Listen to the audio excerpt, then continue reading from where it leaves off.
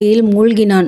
அந்த மாளிகைகளுக்கிடையில் ராவணனுடைய பிரத்யேக அரண்மனைக்குள் சென்று அங்கே எல்லா பக்கங்களிலும் நுழைந்து பார்த்தான்.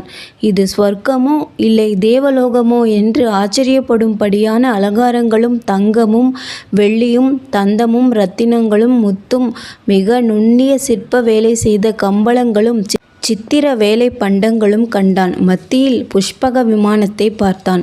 அது பிரம்மாவிடமிருந்து குபேரன் அடைந்த அற்புத விமானம். குபேரனை ஜெயித்து ராவணன் அதை இலங்கைக்கு கொண்டு வந்து வைத்திருந்தான். வசிஷ்டருடைய பசுவைப் போல எதை வேண்டினாலும் தரும் அற்புத விமானத்தை பார்த்தான். ராவணனுடைய அந்தப்புரத்தில் நுழைந்தான். அது போக சமுத்திரமாகவே இருந்தது. எண்ணற்ற அழகிய ஸ்திரீகள் தூங்கிக் கொண்டிருந்த அந்த விஸ்தாரமான இடம் பல நிற பூங்கொடிகள் நிறைந்த வனம் போல் பிரகாசித்தது. வந்த காரியத்தை அனுசரித்து ஹனுமான் படுத்திருந்த ஸ்திரீகளை எல்லாம் பார்த்தான். தூங்கிக் கொண்டிருந்த அவர்கள் ஒருவரை காட்டிலும் மற்றவர் சௌந்தரியமாகவும் காம மயக்கத்தில் ஈடுபட்டவர்களாகவும் காணப்பட்டார்கள்.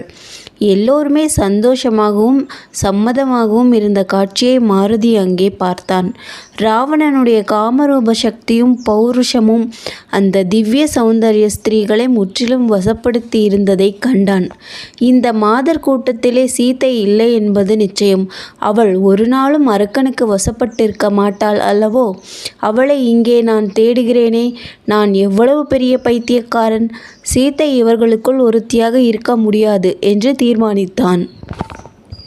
பிறகு பார்த்து கொண்டே சென்றான். ஒரு அறையில் அநேக சிறந்த சயன ஆசனங்களை கண்டான்.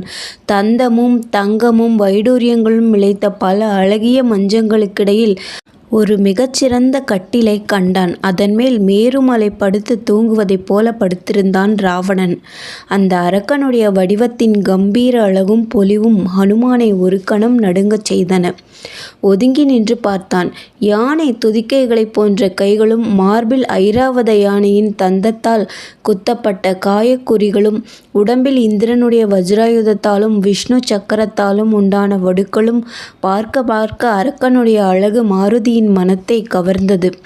அதன்மேல் அவனை சுற்றிலும் படுத்து தூங்கும் பல ஸ்திரீகளை பார்த்தான்.